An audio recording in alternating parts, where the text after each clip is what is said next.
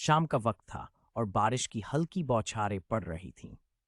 रिया अपनी ऑफिस की मीटिंग से थकी हारी अपने घर लौट रही थी।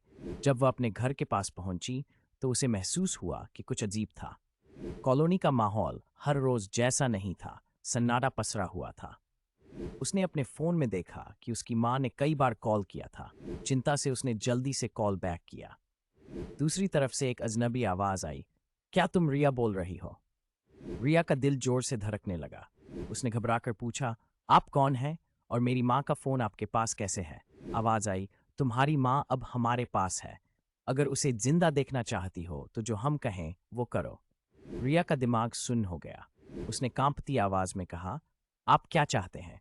अजनबी ने कहा, हम तुम्हें कल सुबह 7 बजे एक पता देंगे। तुम्हें वहां अकेले आना होगा। किसी को खबर करने की कोशिश की तो तुम्हारी माँ। और फोन कट गया। रिया घबराई हुई थी, लेकिन उसने खुद को संभालने की कोशिश की। वह पुलिस को खबर करना चाहती थी, लेकिन उसे अपनी माँ की सुरक्षा की चिंता थी। वह पूरी रात सो नहीं पाई। सुबह होते ही उसे एक मैसेज मिला। मैसेज में एक सुनसान इलाके का पता था। डरते डरते रिया तय समय पर उस पते पर पहुंच गई। वह जगह एक पुरानी खंडहर जैसी फैक्ट्री थी।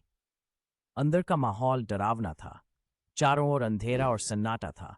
उसने अंदर जाने की हिम्मत जुटाई और एक हल्की आवाज सुनाई दी, रिया।